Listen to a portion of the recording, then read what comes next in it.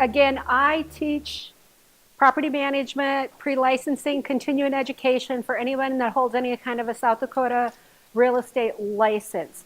So I teach ethics and integrity. I teach policies and procedures, rules and regulations, tenant selection plans, subsequent lease addendums, the entire gamut of it all. I can't tell you how important it is that you execute this properly as we've laid out for you in this book, because if you don't, then you're going to have compliance issues, all right?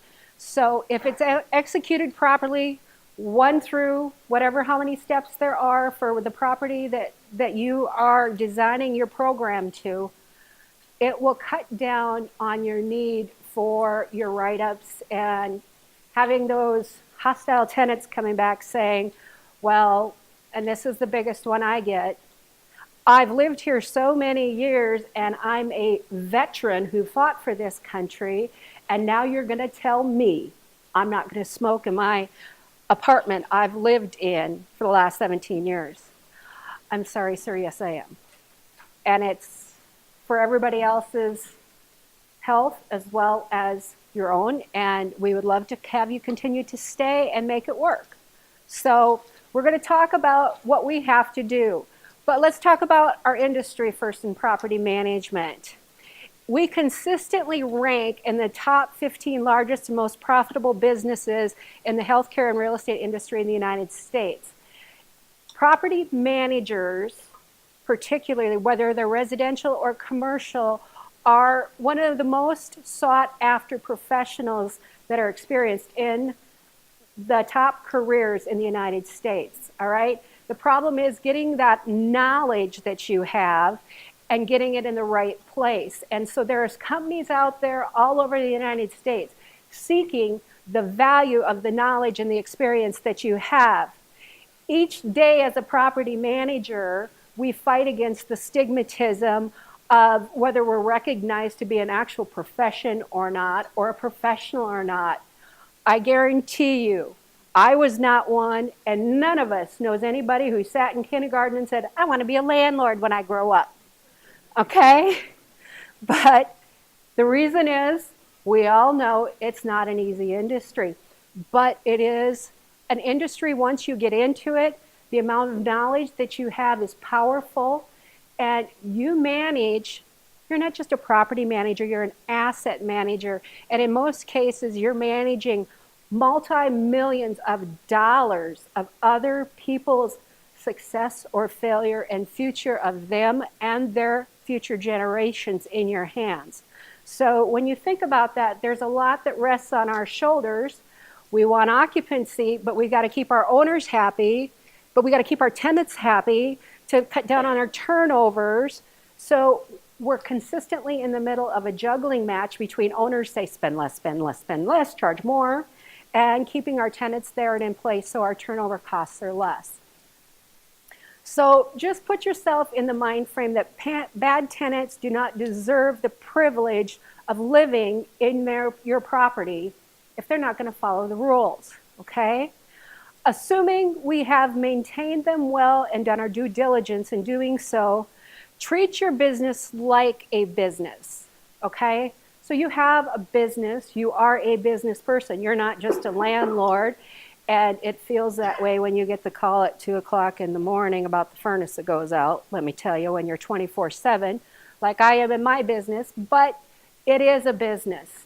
And that is, Robert Kane quoted that, a professional in the industry, unfortunately, no relation whatsoever to myself.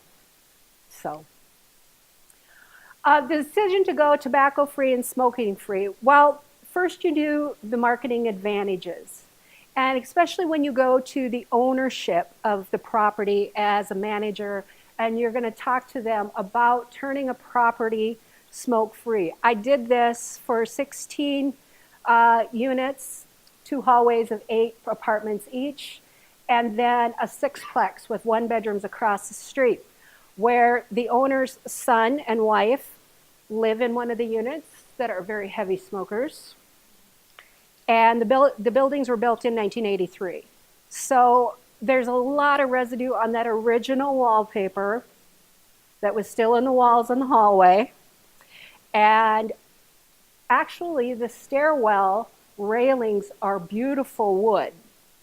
You know how much smoke is in that wood and permeated through that? It is amazing, let me tell you. Sealing those hallways, those walls, and then the carpet cleaning process. And this is where Melissa is my queen of restoration, because without people like her that clean up and help us do our jobs, you're going to love her presentation and information that she has. So once you do the marketing advantages and you see how much less it costs to turn over units if they're smoke-free, after you invest the initial amount to do this once to your hallways and get everything on board, within a year to 2 years, you're going to make your investment back for your owner. And it's worth it, because then it's nothing but other expenses that are going to eat up that money, right? Whether the taxes go up or whatever, because there's always something, the boiler goes out, whatever. But you're not going to have that consistent, reoccurring tobacco that you have to clean up and try and seal in, shall we say, and get the smell out. You'll reduce the cost of turnovers, fewer risks of fire. I know this in my own neighborhood over just south of the VA in the Howard Wood area, right next to Lifescape. Maybe you heard of us lately. Where on New Year's Eve 4 years ago, across the street and the third house down, the lady was a more mature woman and not doing well health-wise. She fell asleep in bed smoking a cigarette. And I was, as I am every New Year's Eve, because I'm not a fan of it, I was tucked in bed watching TV with my little dogs, waiting for them to bark with the 9 o'clock fireworks from the country club when they go off, and then at midnight when they go off. So she thought I wasn't home. So she ran in her pajamas 5 houses down, an elderly woman with health problems, to try and even get the fire trucks there. So if that happens in a single family home, imagine what happens on New Year's Eve when it happens in, say, a multifamily of 24, 30, or larger. Complete chaos ensues, because that's a night you have usually one person on call and everybody else is out enjoying the holiday. So we have to make sure we're prepared for those issues. We want to protect our residents from secondhand smoke, and in the long term, it leads to less vacancies and more opportunities for people to move into your properties. It makes a huge difference in the overall rentability and marketability of your property. And I can tell you that 100% by the units that I turned completely smoke-free as a building, not as a property, because they can smoke outside. And what the owners, son and wife that are in their 40s, and I'm not going to change their minds, they completely sealed off their apartments and used their patio door. So they're minimizing it, but they own the building. So false advertising is a huge concern when you make this decision and can lead to liability lawsuits. So make sure you make the distinction in your policies and procedures, your rules and regulations, your tenant selection plan. All of those need to make sure they're consistent and the changes keep up. If you have a smoke-free property, you must have an addendum or specifically listed in your lease there's no smoking on the property at all. That means walk your little self in your pajamas at 3 o'clock in the morning if you need to light up out to the middle of the street and your bunny fuzzy slippers and smoke your cigarette, because you cannot smoke on this property. And our sidewalk is considered our property since we maintain the boulevard, and there's a lot of people that tell you they won't, but I usually win that argument because I'm pretty quiet and shy. So anyway, the other is a smoke-free building, where you do say, well, within so many feet, you can go out into the parking lot and then provide a receptacle, make sure, for the cigarette butts or whatever you have.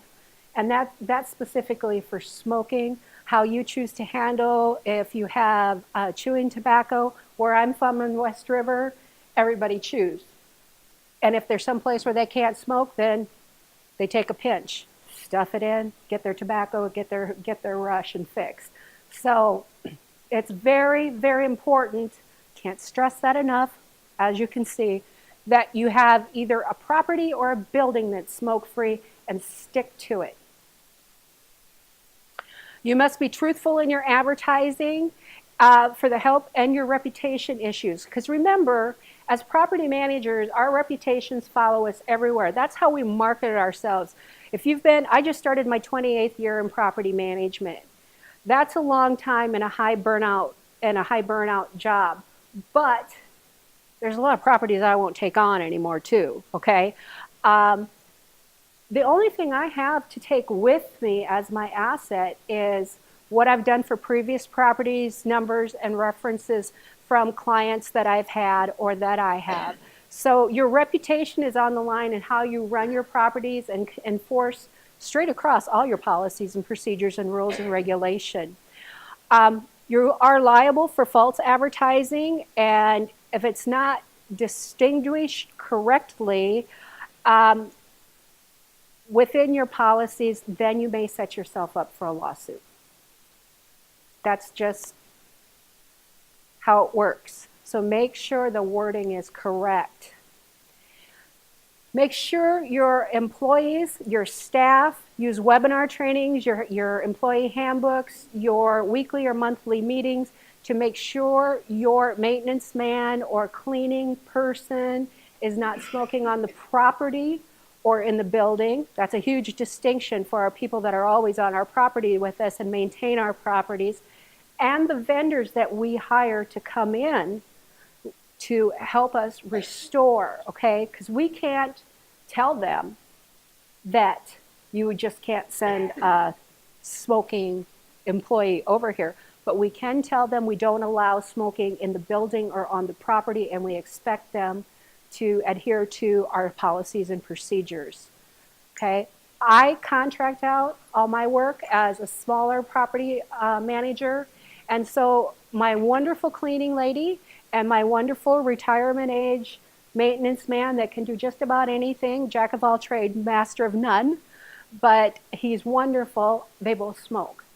So I have to be extremely careful on how they handle it, and they've been around long enough, they're aware of where they can and can't smoke.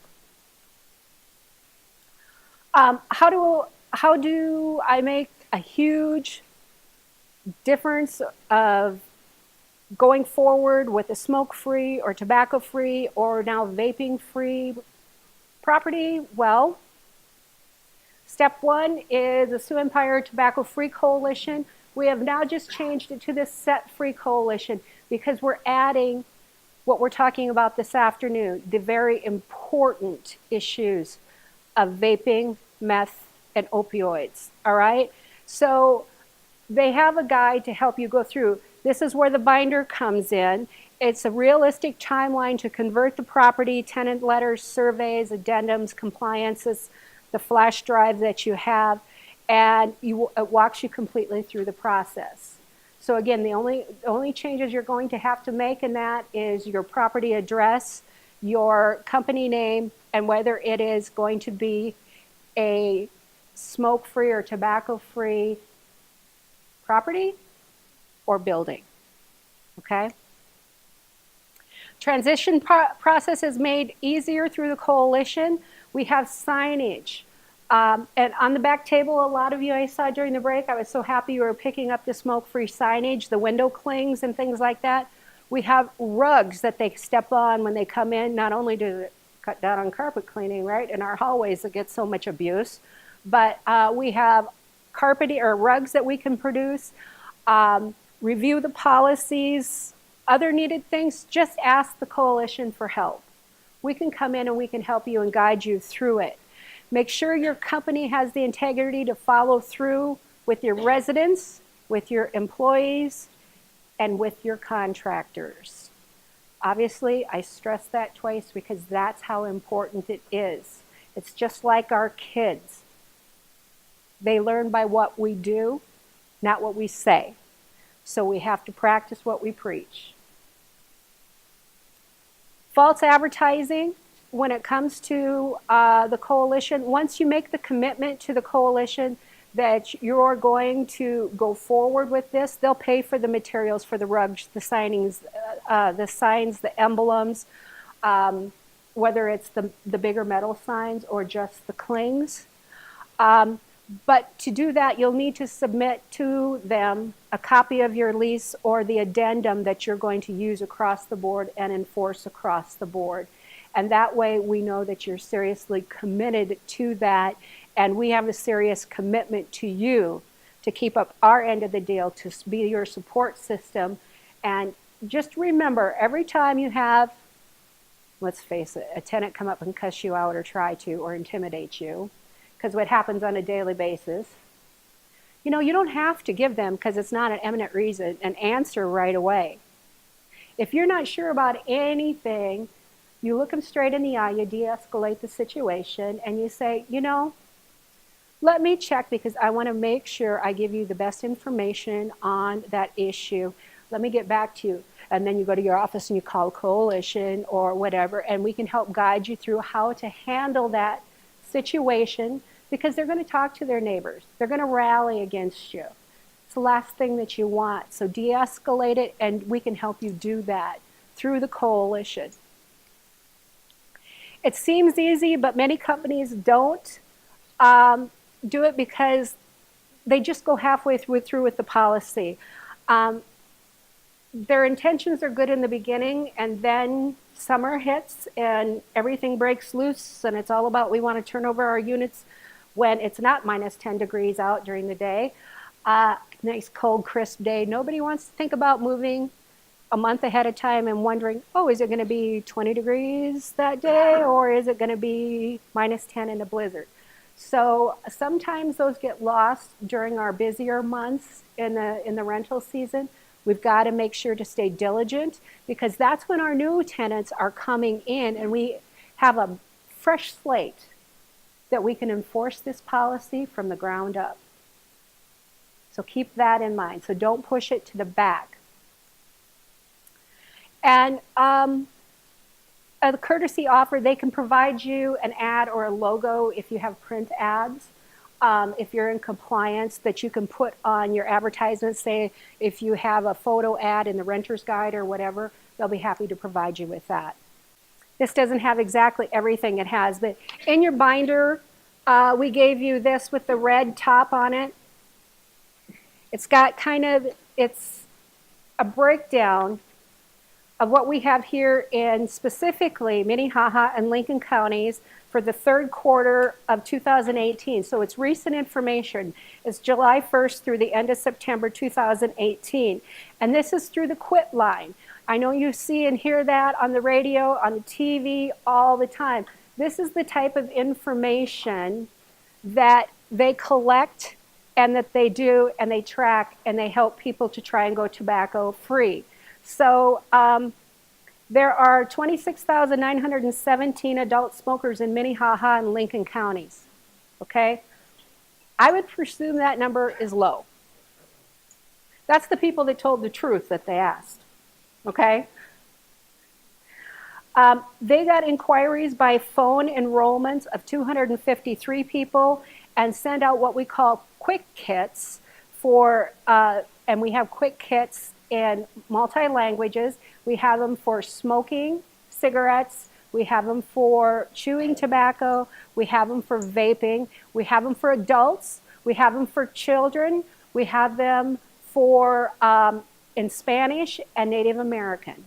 Okay, so there's a broad range of what your information and help that they actually give you and provide you with the medication and the resources or the patches or whatever to help you on that journey to stay smoke-free. And then we have direct healthcare professional referrals to the quit line was 12 referrals. So, gosh, I'm getting old. I need my cheaters. Television advertising, it breaks it down by the way they have heard about the South Dakota Quick Line.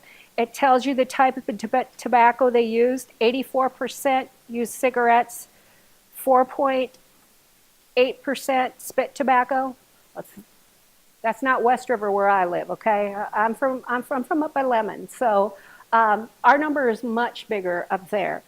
Other tobacco use and poly tobacco use is the lower percentage numbers. Now, these are people that are telling the truth, so there is going to be a small margin of error. It's like when they say, oh, we don't have a problem with our kids vaping. Who in middle school is going to admit to vaping? All right? So a lot of these people don't tell the truth when they take the surveys and they call in, because they're calling in for a family member or a friend. It gives you the priority populations enrolled, the numbers on the bottom, and your other demographics. So this tells you right here what's going on in our local community. And so just kind of put that against what you have at your properties and figure out, maybe at your church, maybe it's an organization, the Kiwanis Club. Just next time you have one of those get-togethers, sit back and think and look and figure out against the percentages who you know in that room actually, and what the percentage is that would be using some form of tobacco, okay?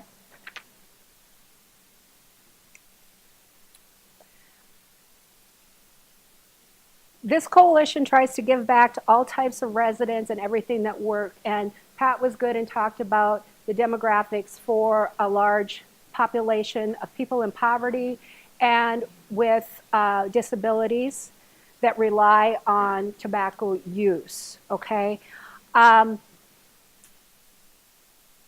It's helpful to look at the big picture when you're trying to explain and work with these people. Some of them literally do not have the capacity to understand the process, but they're old enough to buy cigarettes. And it's a way that previous health givers have given them to calm them down. Honestly, I worked for with an organization that that was one of, they would give them so many tokens a day for good behavior, and then at the end of the day, they would give them 2 cigarettes or whatever. It was appalling. So luckily, we've come a long ways in the last 12 years, but they use that to control people that can't quite think through the process themselves. For use of advertising to promote your property properly, Facebook, Twitter, Zillow, LinkedIn, Renter's Guide, local media sites, SiouxFallsRental.com, and there are many others. And on many of those sites, you can use your tobacco-free emblem that they're willing to give you through the coalition. So just remember that on your ads. Authority and authenticity and honesty in marketing and promoting your new policies. Your lease and addendums are the biggest are the biggest tests that you have for your newfound promotional tools and to realize and give your marketing a boost. Follow the procedures, do your follow-ups. Do your follow-ups. And by the way, just on a separate property management note, even do them on your maintenance calls and praise your maintenance staff. Your tenants think you're doing a better job when you call the next day and say, is that working okay now? And when your maintenance staff is happy, they do take the time to follow through to say, I was in such and such a unit and I could smell smoke, whether it be tobacco or other kinds of smoke or things that they see in the unit, okay? So take the time to do the reassurances with your residents, your employees, and your vendors, and make sure to stay on top of the statistics and on top of the laws and update your policies and procedures, rules and regulations, tenant selection plans, lease, and the security deposit agreements, okay? I've seen many, many, many judges say, well, it might have cost you that many $1,000 and you brought this tenant to small claims court to try and recoup your damages, but nowhere did I read in this lease where it said they couldn't smoke in the unit. And I'm sorry that when they took the pictures off the wall, there was white behind and it's yellow now, but you didn't tell them they couldn't. So you absorb that as the property owner, or you're explaining it to the property owner that you work for. Okay? That's what it comes down to, dollars and cents, because we're asset managers.